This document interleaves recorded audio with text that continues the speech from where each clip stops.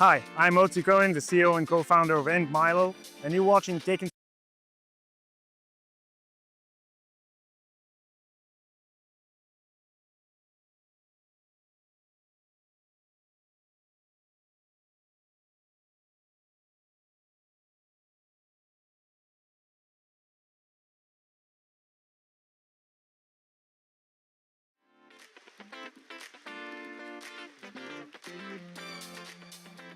Hi, I'm Otzi Cohen, the CEO and co-founder of EndMilo, and you're watching Taking Stock right now.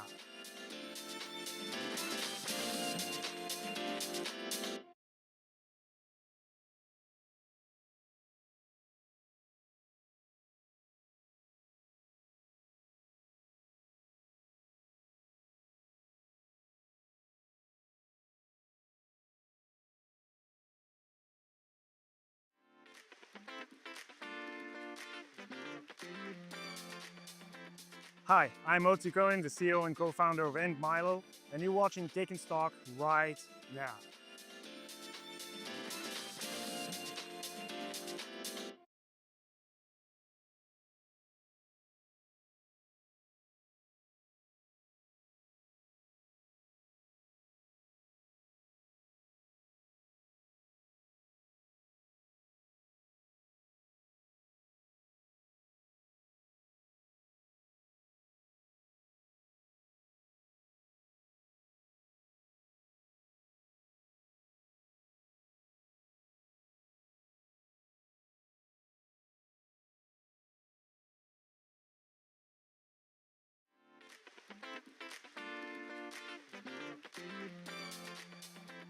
Hi, I'm Otzi Cohen, the CEO and co-founder of EndMilo, and you're watching Taking Stock right now.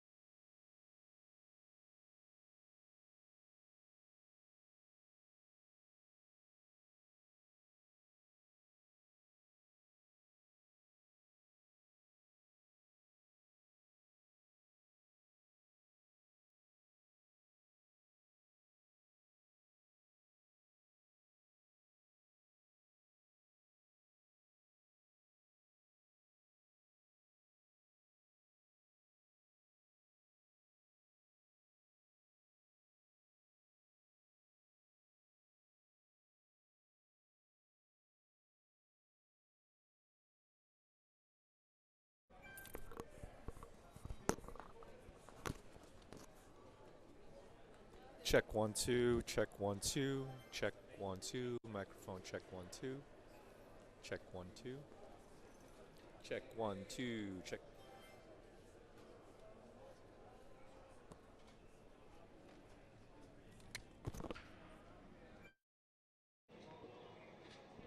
Check 1 2, check 1 2, check 1 2, 3 4 5 6 7 8 9 10. 1 2 3 4 5 6 7 8 9 10. 1 2 3 4 5 6 7 8.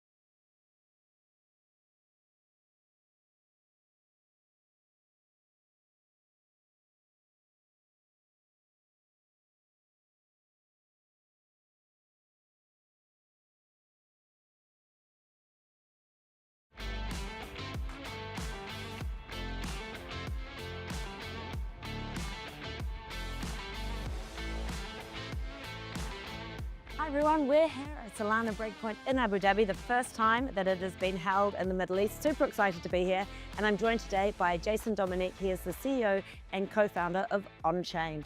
Jason, thanks for joining us. Well, thanks for having me. Really excited to be here. So I know it's a big week coming up for you. Before we get into some of the specifics, let's start with the bigger picture. What are some of the problems you're trying to solve?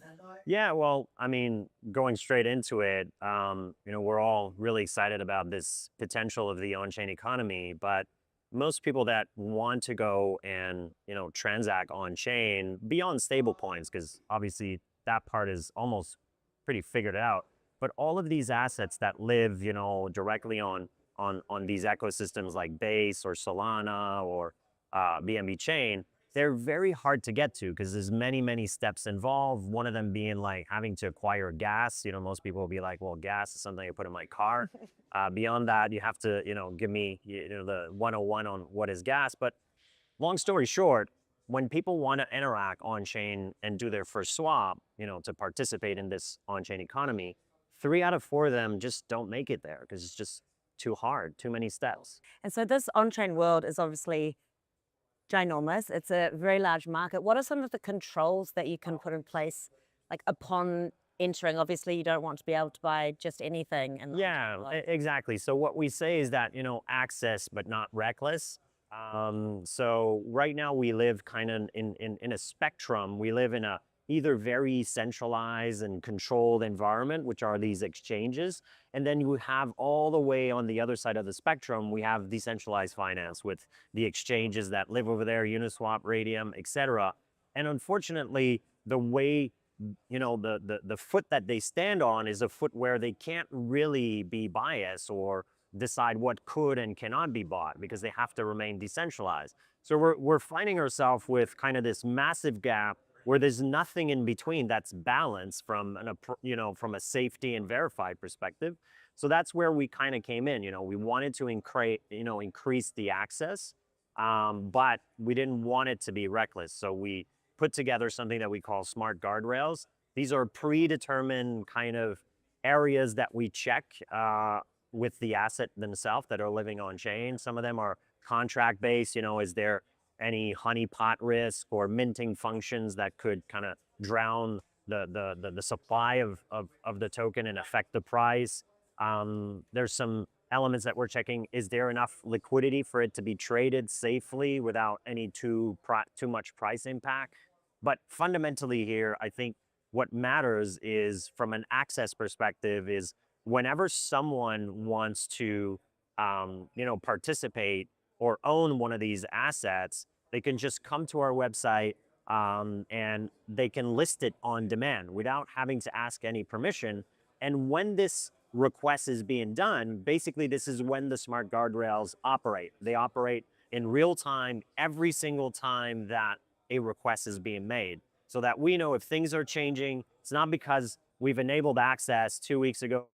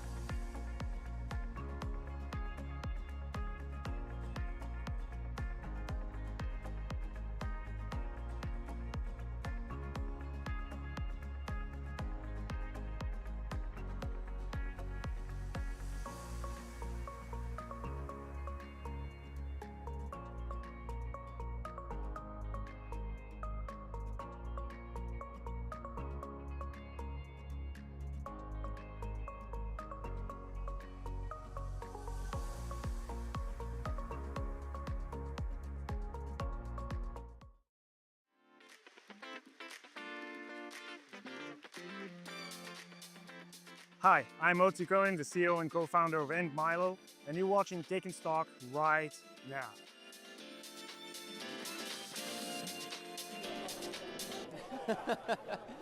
2 minutes to go into the close, and the tail of the tape on this Friday, December 12th, is one with a fair bit of profit taking and a rotation out of some of the risk-on sectors that have defined the all-time highs here on Wall Street the last few days. That rotation out of tech to a bit more defensive plays. We are seeing strong performance on the day from staples, discretionary, which oftentimes don't lead at the top of the pack of the 11 sectors together, as well as healthcare. And as we said, technology shares here on this Friday selling off more than 2%, energy and industrials down as well.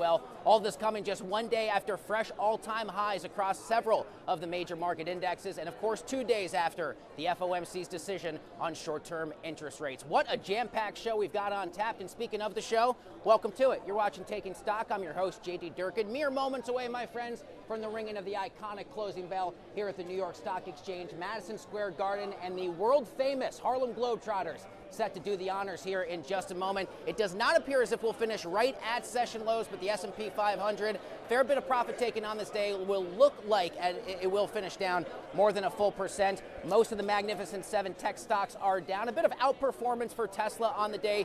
Shares of TSLA are up 1%. We'll pick up the rest of the scorecard and talk with Peter Tuchman, the Einstein of Wall Street, right after the bell. But for now, the team from Madison Square Garden and the one and only Harlem Globetrotters set to do the honors.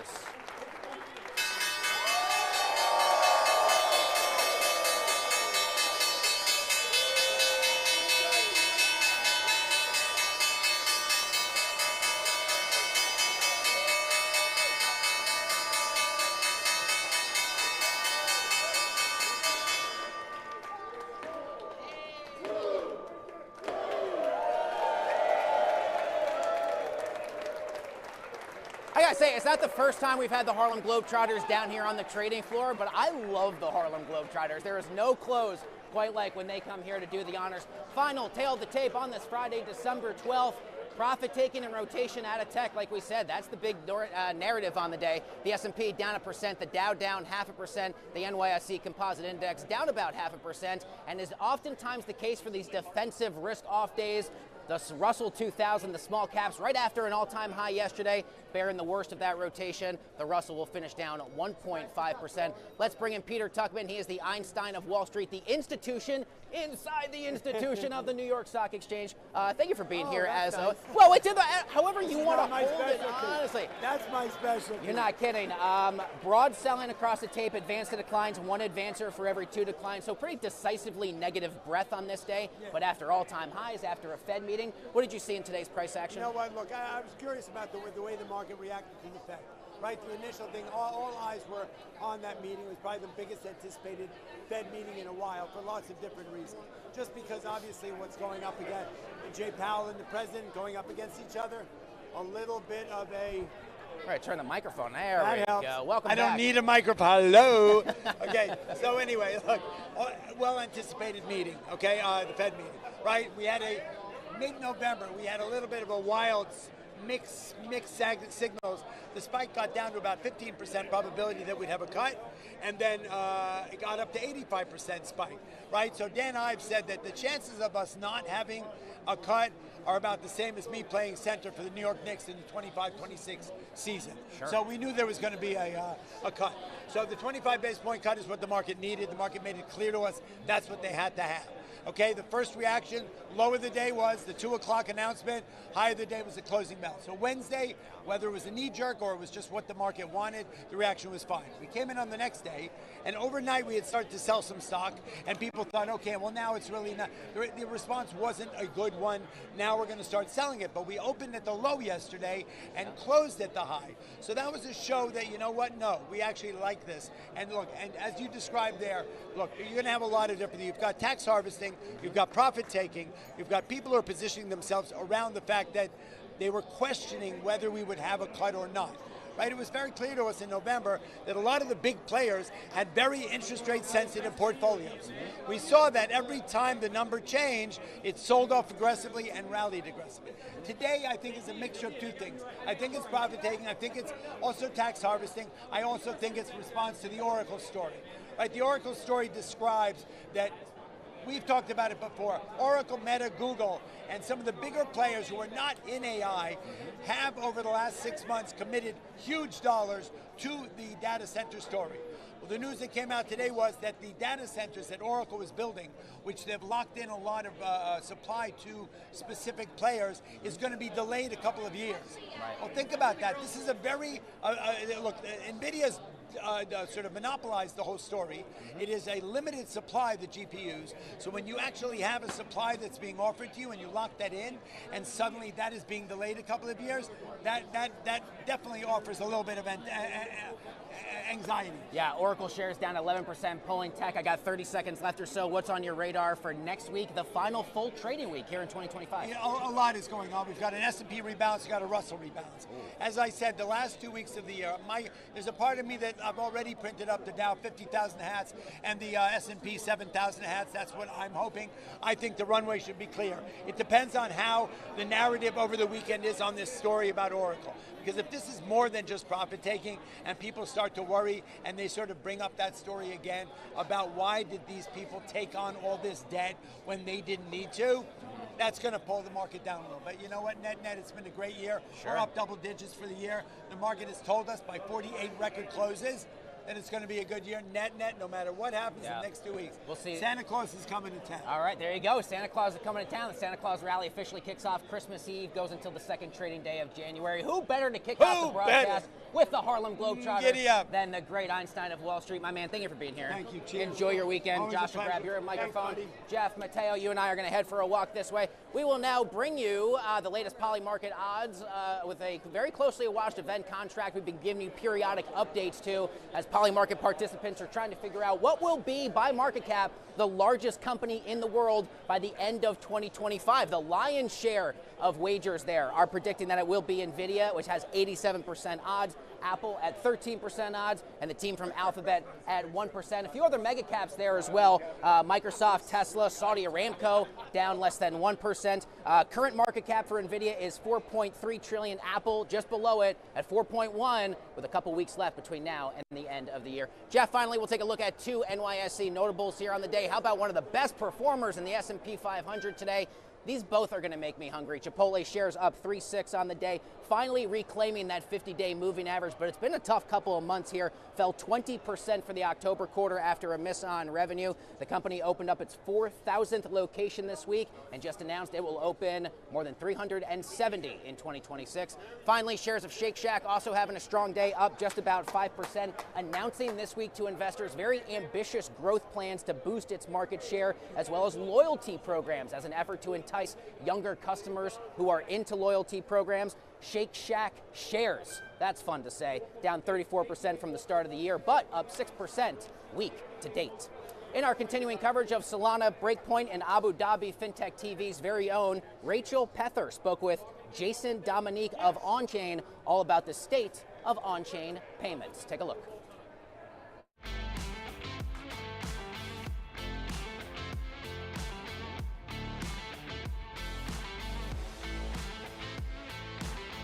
Hi everyone, we're here at Solana Breakpoint in Abu Dhabi, the first time that it has been held in the Middle East. Super excited to be here, and I'm joined today by Jason Dominique. He is the CEO and co-founder of OnChain. Jason, thanks for joining us. Well, thanks for having me. Really excited to be here. So I know it's a big week coming up for you. Before we get into some of the specifics, let's start with the bigger picture. What are some of the problems you're trying to solve?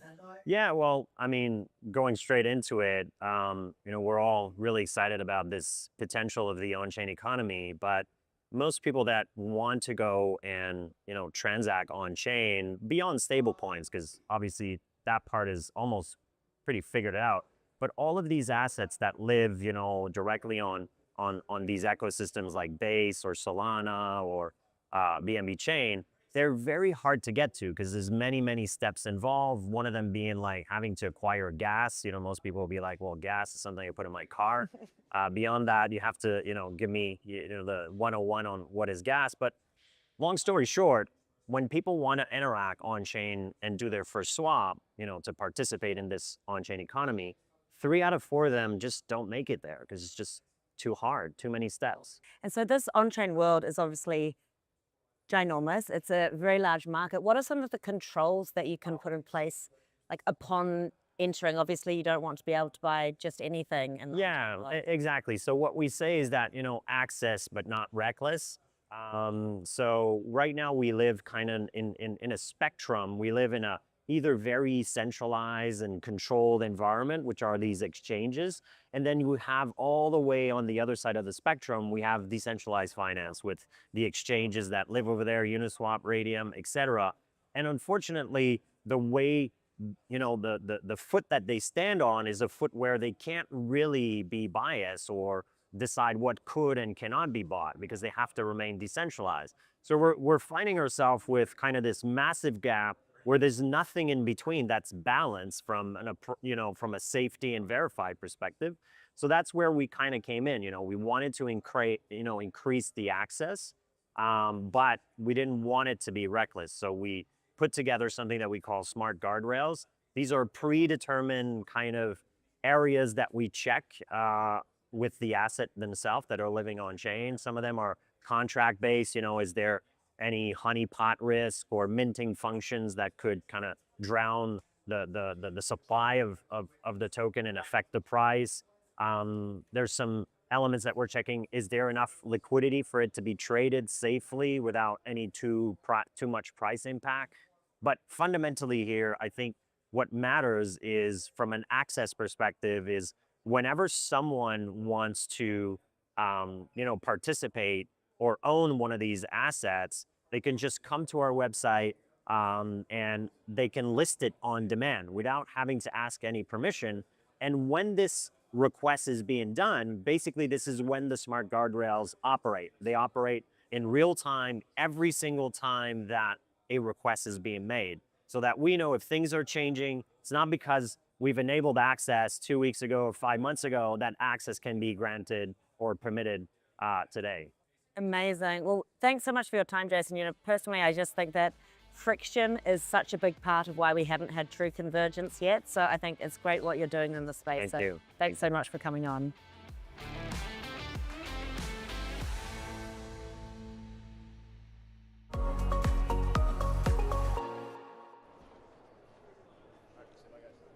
Welcome back to Taking Stock live from the trading floor of the New York Stock Exchange. All right, it really does not get cooler than this. Say hello to the Harlem Globetrotters, including Keith Dawkins. He is president of the Harlem Globetrotters and Hershen Entertainment Studios, with the one and only Splash from the Globetrotters themselves. Thank you both for being here. Thanks really great to have you. This is fantastic. So 100 years. 100 years. What a legacy behind this incredible entertainment product. What does this mean to you to not only be here for the New York Stock Exchange, but to have such an incredible milestone? Well, I was saying to someone earlier, I feel like it's like history in history, right? It's like the world famous Harlem Globetrotters. We're playing at the Mecca, the world's most famous arena, but here we are, like the financial capital of the world, right? Where the markets are made, and that's pretty spectacular and pretty awesome. So it means everything to us.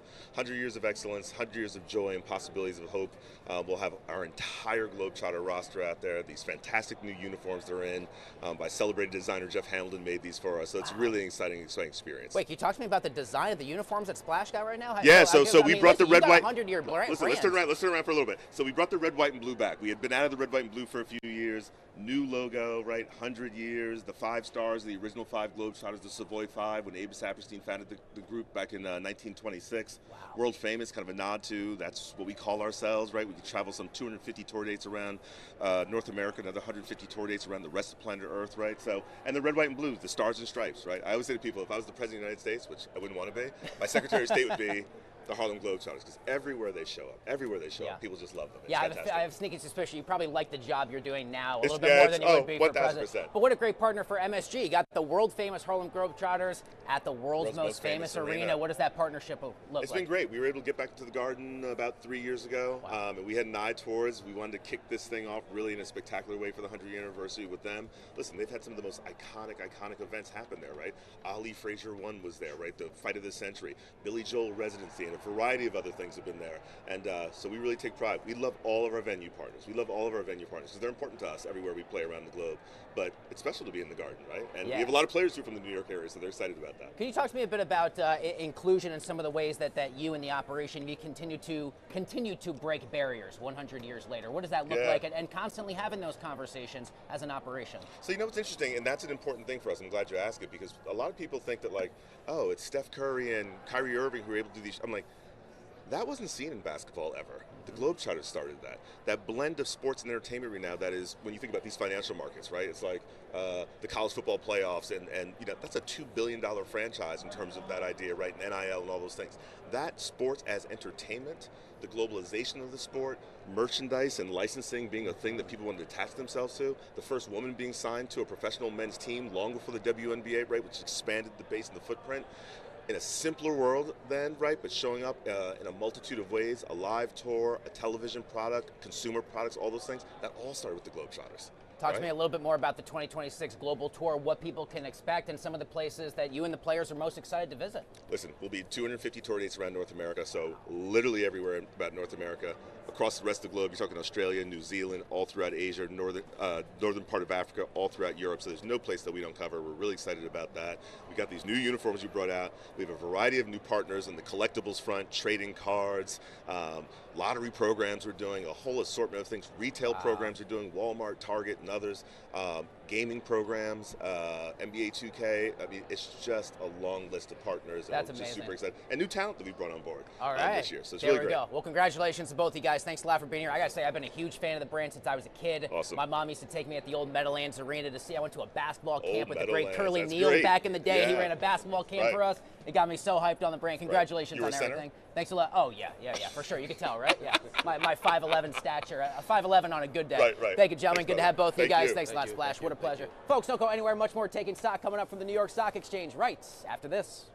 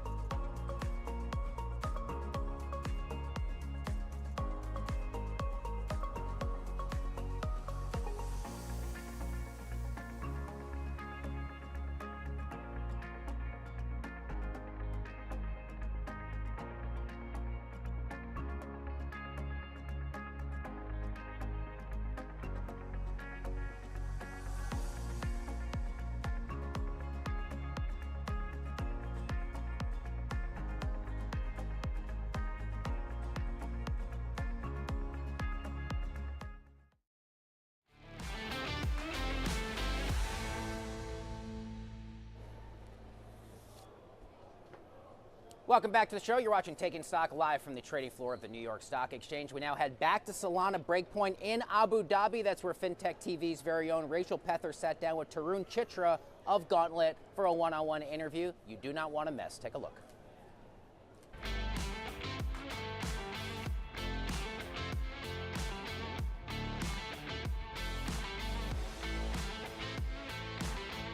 Hi everyone, we're here at Solana Breakpoint. This is Rachel with FinTech TV, Solana Breakpoint here in Abu Dhabi. I am joined today by Tarun Chitra, who's the CEO of Gauntlet. Tarun, thanks so much. Hey, excited to be here. So- New venue for you guys. Yeah, exactly. A little bit of a refurbishment, let's say. So tell me a little bit more about Gauntlet and what it is that you're focused on. Yeah, so Gauntlet has two main businesses. One is sort of services business, consulting business, and the other is on-chain asset management. So we have a little under $2 billion of assets under management. We have a lot of assets on Solana. That's one of our fastest growing chains. And we just announced, realistically, our partner announced a big product that we're kind of powering the backend for, which is the Squads Altitude neobank wallet. But we're really just excited to be here, meet all the fintechs who are dabbling in crypto. I think if you go to Solana conferences or Ethereum conferences, you just get a totally different spectrum of fintech and neobank customers. And for us, we're just trying to help them come on chain, find yield, and that's safe, and be able to offer that to their customers.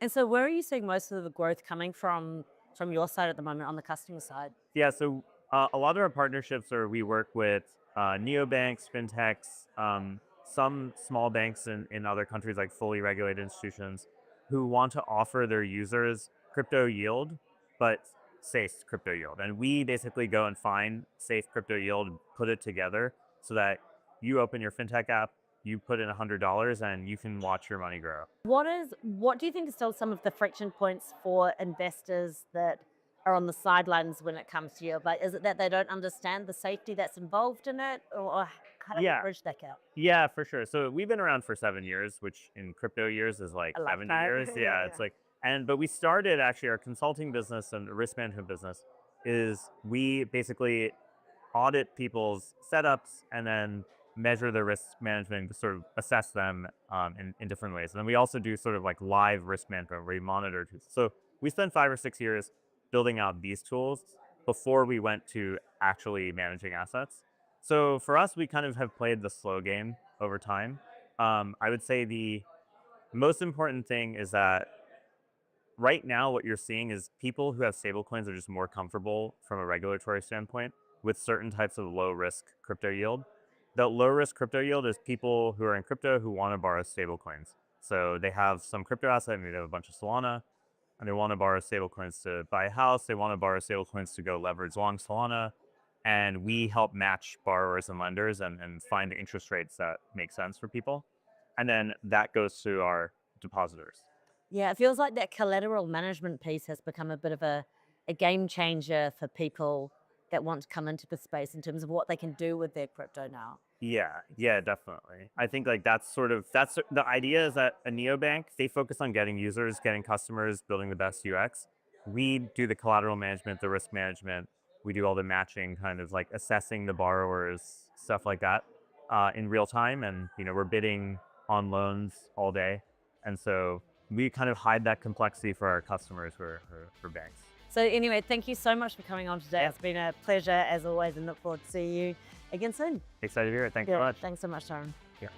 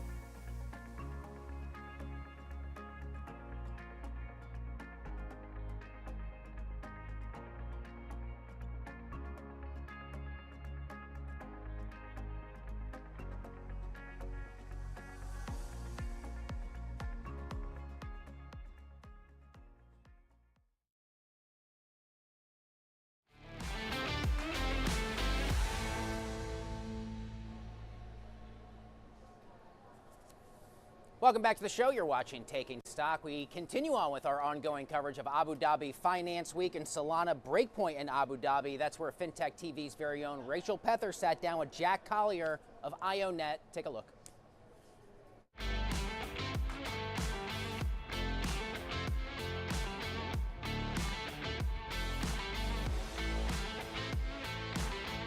Hi everyone, it's Rachel Pether for FinTech TV and we are live at Solana Breakpoint here in Abu Dhabi.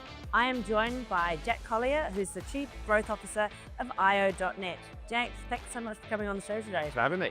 So let's start with some overarching basics. What is IO.net? Tell me more. So IO.net, it's a Solana-based decentralized GPU net marketplace.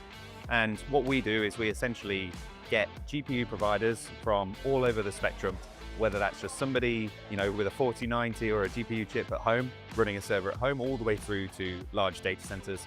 We kind of pull that supply and we serve that to customers. And so what that means is we're able to offer a diverse set of GPUs at on demand. So people can come in and flexibly spin up a cluster, spin down a cluster. We offer for cheaper pricing than, say, compared to AWS and Azure and GCP. And we can do that in a way that is in keeping with all the crypto values. Like, it's transparent, it's fair, and it's sort of a new way of being able for people to get access to GPUs without paying the big price tag. Incredible. And you've also had some big announcements recently. Can you talk us through those as well? Yes, of course. So we use a blockchain, obviously, to support the whole network. So an example being every time someone purchases a GPU or rents a GPU on our network, all of that record is kept on chain. So you're able to see the amount of revenue that goes through the chain. You're able to see what type of devices they're buying, what the uptime and things are like in relation to those devices. And the way we encourage suppliers when we first launched the project back in July was we did a supplier-based incentive program with our tokenomics. So there are emissions that come from that token, and we use those emissions to incentivize people to come and join. So great, every DePIN basically in existence has done this to sort of bootstrap their network. So it's encouraging lots of suppliers to come and join. Now, there gets to a point where that actually is no longer a sustainable model for a DePIN network, because as price goes up, the token goes up, the suppliers are getting a lot of value out of the network, and as the price goes down, obviously the value that they're getting goes down, and so they're not protected by the economic shocks of the token itself. And obviously, with it being an inflationary system, we're constantly giving out rewards for supply. It's not really sustainable in the long term. So what we've done yesterday was we launched the IDE, which is the incentive dynamic engine of how we treat tokenomics. And what that does is it flips it on its head. It goes from a supplier incentive to a demand incentive. So as we sell GPUs, then we emit to be able to reward suppliers for the participation in the network. And we've made a few other changes, such as we denominate the rewards in USD. So we still give IO token as a reward, but that's in USD. And what's quite novel is we've also created what we call a vault structure. So as the price of the IO token goes up or down, we keep a reserve within those vaults that we can use to basically make up any rewards, any reward difference or incentive difference, to be able to ensure that a supplier gets a consistent payout for their device. And so what that means is it's still encouraging suppliers to come and join, because we're able to sell. We're at the point now where we're selling a lot of our demand to Web 2, Web 3 clients. We have over $20 million in revenue already on the platform, and it means that they're going to be able to predict the amount of rewards that they get at the end of the day. So it's good for suppliers, it's good for the network, and I guess the last thing I would say is within those vaults, we're also able to decide to burn tokens should we wish. So if the size of that vault gets too big, we can just burn a lot of that supply, which will reduce the inflationary pressure on the network that I mentioned earlier, which is just a great, more self-sustaining way of running the token, as opposed to relying on an endless supply of sort of inflationary tokens.